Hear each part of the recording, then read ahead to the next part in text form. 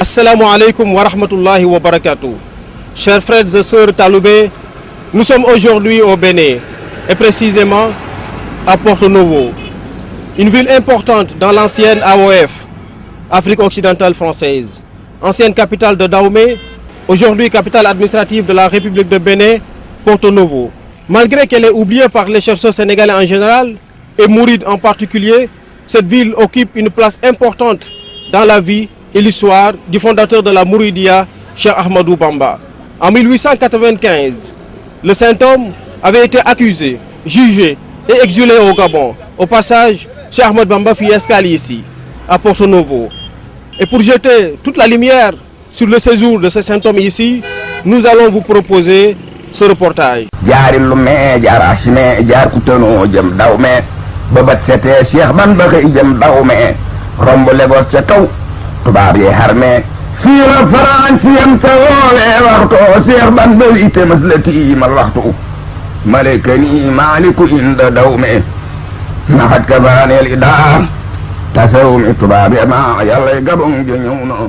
Porto Novo, capitale administrative de la République du Bénin, située à quelques 13 km de l'océan Atlantique et à une trentaine de kilomètres de Cotonou, la capitale économique est la principale ville du pays.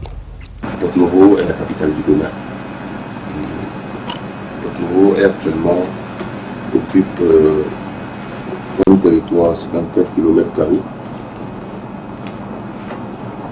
Et nous avons comme habitants environ 300 000 habitants à Porto Novo. Porto Novo a comme atout une population jeune de moins de 30 ans qui représente 60% de sa population actuelle, c'est-à-dire environ 200 000 habitants, jeunes de moins de 30 ans. Et atout également, c'est le taux de scolarisation de cette jeunesse qui tourne autour de 80%. En dehors de cela, étant capitale, Porto Novo était une ville très ouverte sur l'international.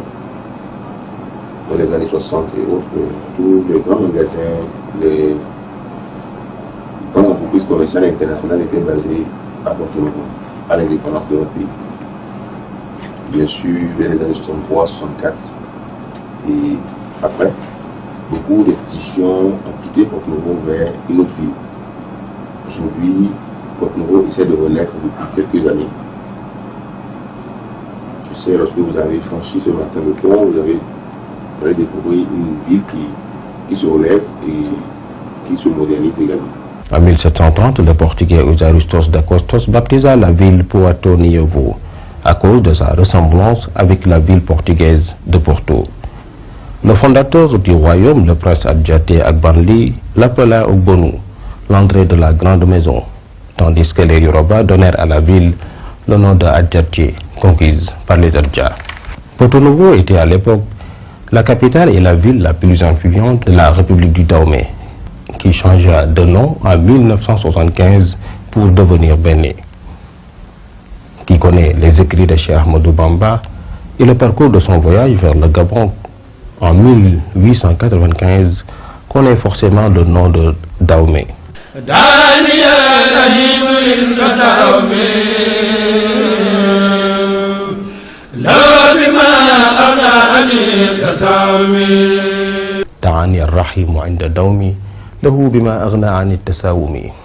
Ici, à Porto Novo, nous avons pu constater qu'effectivement, Cheikh Ahmadou Bamba fréquentait ces lieux.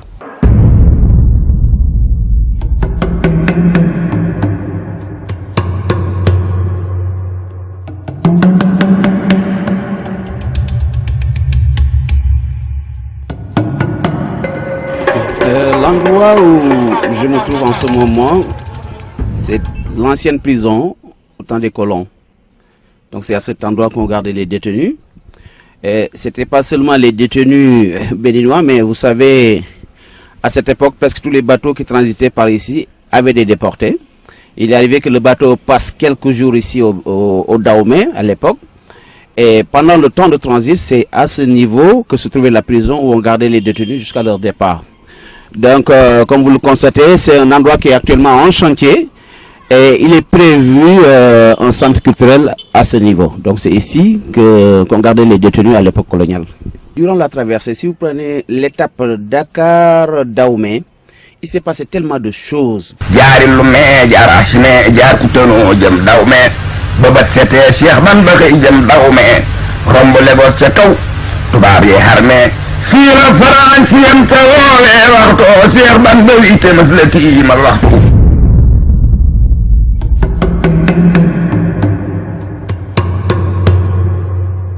Ils ont vu tellement de choses en lui que finalement, on peut dire qu'il s'était plus ou moins assagi les colons et il y avait quand même un petit contrat de confiance qui était entre lui et il savait maintenant quelle était l'importance de cette personne.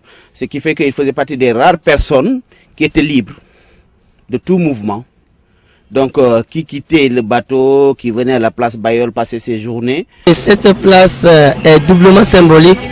C'est la place symbolique du passage du Cheikh Ahmed Bamba à Porto-Novo, Nedis pour le Gabon. C'est aussi la place symbolique du passé colonial de la ville de Porto-Novo, puisqu'elle porte le nom d'un ancien gouverneur. Et je pense que c'est pour ça que cette place est encore tenue ici. Mais je pense que quand nous allons assimiler la symbolique de cette place, nous allons faire d'elle ce qu'elle mérite pour que Porto-Novo rayonne davantage.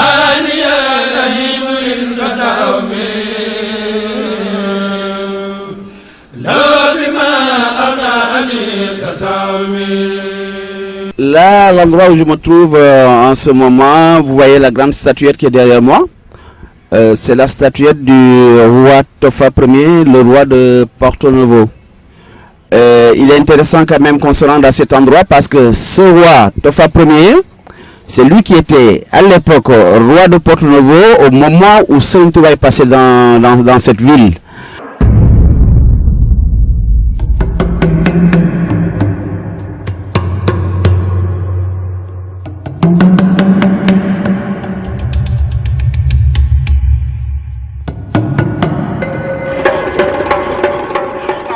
Mais la période et la durée de son séjour restent indéterminées. Dans ce reportage, nous allons faire un petit tour dans la ville. Moi, je me nomme Ishaou Raihanat, épouse Lanegan Ismail. Vous êtes musulmane? Je suis musulmane. Amadou Bamba, bon, je sais que c'est un grand célèbre.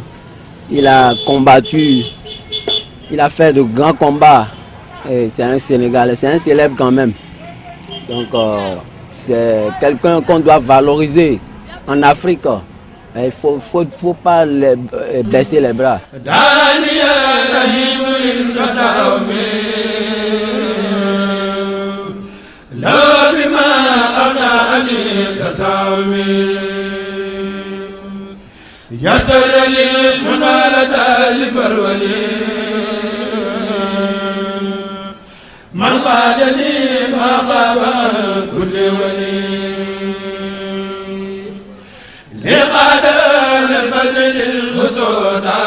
Et là, nous sommes à la place Jean Bayol. Mais comment Cheikh Ahmadou Bamba a vécu ses jours ici? Nous allons le savoir avec quelqu'un qui maîtrise bien cette histoire. Il s'appelle Karim Da Silva, qui est un chercheur. J'ai cherché à comprendre et à connaître l'histoire. Et ce que tout ça m'a révélé, c'est que j'ai eu à connaître un grand combattant africain. Et je dirais que, surtout lui, il a été, et c'est un homme d'exception. Un homme d'exception parce que, déporté, comme l'ont été beaucoup, il s'est démontré comme un homme invincible. Il n'a pas de fusil, il n'a pas de bombe. Mais chaque fois qu'on le soumet à de rudes épreuves, il en sort toujours avec le sourire. Si bien que les colons ont compris qu'ils ont affaire à quelqu'un de très spécial. Il fallait chercher à collaborer avec lui. C'est ce qui les a amenés à le ramener à Dakar, alors qu'il était parti, franchement, pour aller mourir là-bas. D'autres d'abord, ils ont laissé leur peau. Je vais revenir à Dakar, dans les mêmes conditions. Quand on l'emprisonne, il s'en va sans raisonner. Mais au lieu de maigrir, il prend encore même du poids. Voilà. Les Français ont compris que non, ils ont affaire à un homme qui n'est pas comme les autres hommes d'exception. Ils l'ont laissé. Et ça lui a permis d'abord de se faire connaître. La population de Dakar même ne le connaissait pas. Et ils ont commencé par savoir qu'ils ont affaire à quelqu'un qui est différent d'eux. C'est ce que vous tous vous savez aujourd'hui. La France a dit, nous préférons collaborer avec toi. En quoi pouvons-nous compter sur toi? Et il faut d'abord compter avec Dieu. Oui, nous savons. Bon, si la France a des difficultés, la France va se demander qu'est-ce qu'il faut faire. Nous nous trouvons dans telle difficulté. C'est telle difficulté, il faut faire ceci et cela. Et quand ils le font, ils réussissent. C'est là où je vous dis que les enseignements que nous avons attirés, c'est d'abord le courage. Le courage. Et être droit comme lui, il a été. Il n'a jamais faibli. Son séjour ici a d'abord, ça a tenu de la curiosité. Il était en transit ici. Il n'a fait que prêcher le courage aux gens. Alors qu'on pensait qu'il allait les monter contre la force. Non, non, non. Je suis de passage ici, je suis mes frères ici. Voilà. Donc vraiment, je peux vous dire que ce que vous faites aujourd'hui, ce n'est pas une erreur. Des gens comme ça, nous avons le devoir de les réhabiliter. Et moi, ce qui me concerne ici, je le ferai de ma manière. Et c'est pas surprise que vous allez venir découvrir sa photo dans le... Je ne vais pas le dire tout de suite. Le panthéon que nous sommes en train de monter. Si nous revenons un peu sur le passage qu'il a effectué ici, est-ce que nous pouvons savoir exactement la durée peut-être et le comment il a vécu? Oui, c'est ce que les gens, c'est ce qui a été raconté de bouche à bouche. Nous ne sommes pas de sa génération. Mais je veux dire, quand il est passé ici, on ne peut pas dire la durée, mais à Porto-Novo ici, on a dit que c'était au bord de la lagune. Bon. C'est que contrairement à ce que les gens attendaient, c'est un homme qui a enseigné le courage et amené les gens à être fiers. Et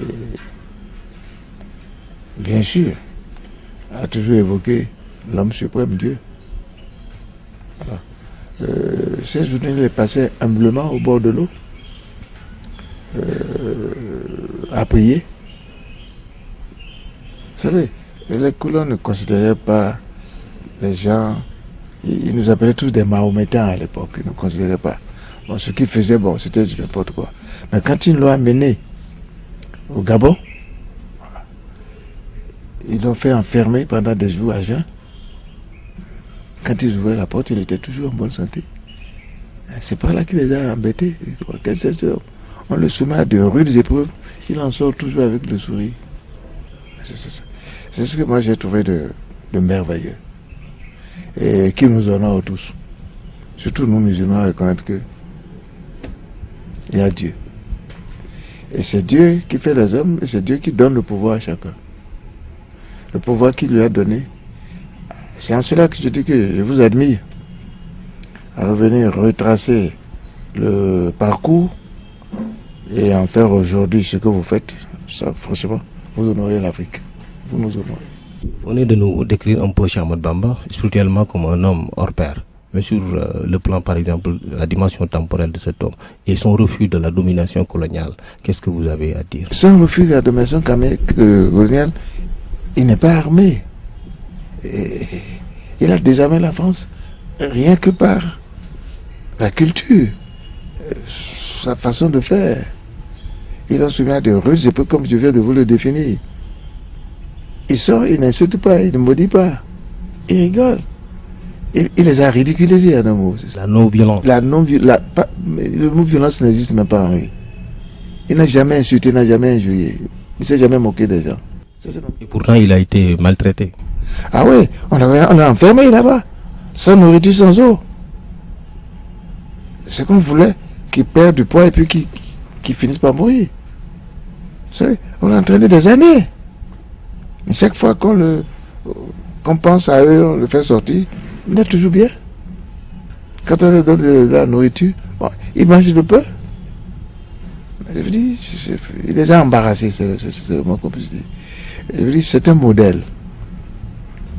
Mais on ne peut pas nous mesurer à lui parce que c'est un homme, encore je vous le répète, d'exception. Pourtant, il était qualifié par les colonisateurs comme un prisonnier dangereux. Mais je viens de vous le deviner. Le danger, il n'est pas armé. On le trouve dangereux parce qu'il est résistant. On ne sait pas d'où vient cette résistance. Je veux vous dire que les Français ont fini aujourd'hui par reconnaître notre prophète. C'est à partir déjà de ces exemples-là. Ça fait partie des modèles de gens qui les ont amenés à réfléchir, à reconnaître que vraiment, nous appelons des Mahométans, ils ont fini par croire en notre prophète et reconnaître l'islam. C'est à partir des gens comme lui. Sans des gens comme lui, on serait resté toujours des Mahométans. Ils les ont amenés à comprendre, à philosopher, à étudier, même à faire des recherches pour s'expliquer ce qu'ils ont découvert en lui et en d'autres. C'est ça qui a amené les Occidentaux à modifier leur position pour aujourd'hui accepter notre prophète comme un des prophètes du monde, de l'univers. Ouais. Il fait partie des gens qui les ont amenés. Non-violence, rien du tout. Il n'a rien du tout pour menacer. Il a seulement son foulard en turbané, c'est fini. Quand on le sort, il sort. Et quand on l'enferme, on ne l'a jamais poussé. Il est rentré, on a ouvert la porte, vous rentrez, il va s'asseoir, on le referme. Il reste dedans. Qu'est-ce qu'il mange, qu'est-ce qu'il fait, personne ne le sait. Je veux dire, alors, franchement, je salue sa mémoire. Je salue sa mémoire. Et que ses cendres reposent en paix. On parle de sa relation avec les habitants, c'est-à-dire les gens qui habitaient cette ville, Porto Novo, à l'époque. On nous dit que les femmes venaient souvent le voir et lui donner des cadeaux précieux, des parfums par exemple. Quand on dit des femmes, non, c'est la population. La population ici aime déjà les gens qui résistent. Bon, on ne comprend pas pourquoi on le fait venir ici, on le met quelque part, on lui interdit l'accès avec la population. La population va vers lui, les conseils qu'il donne aux gens. Les gens ont découvert qu'ils avaient affaire à quelqu'un qui n'était pas comme eux. Donc, les gens venaient lui demander juste à payer la fatia. Il le faisait, les gens partaient contents. Alors, donc, un homme comme ça est un homme qui a apporté aux gens la solennité ici. Dit que ce les femmes, non, c'est la population. Que la population de Porto Novo est essentiellement musulmane, islamique. Ce sont ces talents qui lui ont valu. D'abord, quand les Français auraient pu même le laisser ici. Ils ont eu peur. Ils pensent qu'il mène les gens. Non. Il ne dit rien du tout aux gens. Ce sont les gens qui allaient vers lui. Les gens allaient vers lui parce que on croyait en lui, on avait confiance. Ça, les rapports que faisait le commissaire à l'époque, là, c'était que cet homme, si on le laissait sortir, Dieu sait ce qui risque de se passer. Donc, l'amener au Gabon, c'est l'amener en pays lointain, vous voyez bien, là où il n'aura aucun contact, où il pourrait se dégoûter et puis mourir. Dans une forêt perdue comme ça? Dans un pays lointain. Dans un pays lointain. Et quand on parle du Gabon d'hier, c'était pas la ville. Hein. C'était pas la ville, c'est pas ce qu'on voit aujourd'hui. Hein. Quand on vous parle du Gabon d'hier, c'est amener quelqu'un vraiment dans l'expression dans le bled. Et quand on l'amène dans le bled, c'est comme si on amenait les gens en Mauritanie casser les pieds. Alors, c'est une condamnation à mort presque. Et quand vous en sortez vivant, ça, c'est l'exception. On nous a cité comme nom Jean Bayol, qui représentait le pouvoir colonial. Comment il se comportait avec lui? Ne parlons pas de Jean Bayol, parlons seulement du colon. Il était sous surveillance ici. Il était sous surveillance. La surveillance veut dire quoi? Observation. Bon. Ils n'ont pas pu le garder longtemps parce qu'ils avaient peur, parce que les gens allaient vers lui. Et ça n'allait que croître de temps à autre. Autant alors le dégager. On aurait pu le laisser ici. Mais non. Ils ont eu peur de son influence. Les gens pensent qu'il allait vers les gens. C'est les gens qui allaient vers lui. C'est le contraire, il faut corriger. Lui, écoutez, il est en transit, c'est un prisonnier, on ne le laissait pas sortir. Les gens allaient vers lui, ils ont même cherché à l'imiter même. Quand on parle souvent de l'Afrique, les gens parlent par exemple de Senghor, de Aimé Césaire, des gens qui ont défendu la négritude. Et Cheikh Ahmadou Bamba, où il se trouve dans cette liste-là? Est-ce que c'est quelqu'un qui a défendu la négritude ou bien c'est quelqu'un qui a surdepassé même les frontières raciales? Vous voyez, nous devons nous méfier de certaines comparaisons. Lui, il faut le prendre comme des précurseurs. Les gens, si nous avons écouté plus tôt, on aurait pu éviter certains mots. La négritude, bon, c'est encore autre chose. De son enseignement qu'on a tiré pour en venir à la négritude. Il a fallu qu'il y ait des gens qui aient pu résister d'abord et qui aient pu amener les colons à la non-violence, à modifier leur position. Sans quoi, si c'était violent, on aurait pu lui tirer une balle dans la tête. La non-violence a fini par dominer. Ça veut dire que, évitons certaines comparaisons. Les Senghor, tout ce que vous avez évité, ce sont des gens cultivés. Ils sont allés à l'école, ils ont tout appris. Mais la culture, à lui, il est né comme ça. C'est d'où je vous dis que ce sont des gens, d'un homme d'exception. C'est différent. Hein? On est avec. On est avec. On ne le transmet pas non plus. S'il y a eu des enfants, il ne faut pas attendre que les enfants soient comme lui du tout. C'est Dieu qui l'a fait comme ça. Ces enfants ne peuvent ne pas être comme ça. C'est de tirer l'enseignement, de chercher à lui ressembler, c'est tout. Rien d'autre. En vous écoutant, on a l'impression que vous êtes quelqu'un qui aime beaucoup cet homme. Pourquoi? Écoutez, moi, dans mes recherches, j'ai cherché à chercher. Que sa force spirituelle était supérieure à la force matérielle des colons. Je vous dis, c'est vous qui le dites, et moi j'y crois. Alors, donc, lui et certains autres que moi j'ai eu à étudier, je me suis dit, non, franchement, ce sont nos valeurs réelles. Nos valeurs réelles dans tout le sens du mot. Bon, maintenant, on parle de votre relation personnelle avec Cheikh Ahmadou Bamba. Vous connaissez Cheikh Ahmadou Bamba, vous connaissez son histoire. Je connais que son histoire. Oui. Et qu'est-ce que vous voulez faire pour lui? Est-ce qu'il a fait pour lui? Pour garder cette histoire intacte. Écoutez, je l'ai dit tout à l'heure. Je vais l'immortaliser. Comment? Je suis en train de construire un panthéon. Il sera au panthéon. C'est le moins que je puisse vous dire. Et quand j'aurai à célébrer la journée de Bamba, on va vous inviter, vous serez là cette journée-là. On parlera de lui, on exposera tout ce qu'on a de lui. Vous n'avez pas certaines photos, j'ai certaines photos que vous n'aviez pas. Et on va tout collecter pour en faire quelque chose. Des photos de lui? Hein? Photos de lui? De lui, oui. Je continue les recherches. Donc ici, les colonisateurs l'ont photographié. Ouais, il l'a photographié. On peut imaginer sa taille, un homme très maigre. C'est pas comme moi, un homme très maigre, effilé. Il a toujours son machin tout banal. J'ai la photo d'homme.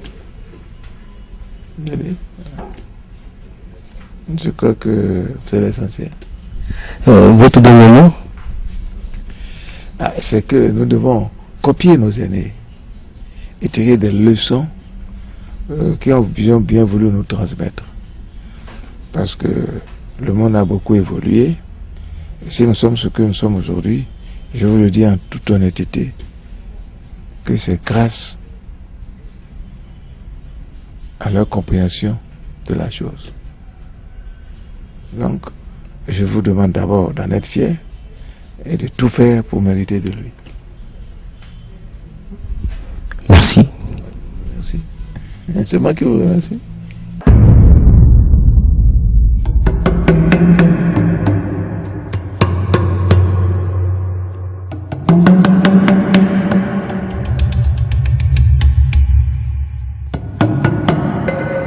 Ici, à Porto-Novo, nous avons pu constater qu'en réalité, les ennemis de Cheikh Ahmadou Bamba voulaient l'éloigner de sa famille, de ses disciples et de son peuple pour l'emprisonner définitivement dans la solitude, le pousser à une mort lente et programmée. Mais hélas, ces ennemis ont échoué car Cheikh Ahmadou Bamba est toujours là. Il restera éternellement là par la volonté divine. Il est notre guide.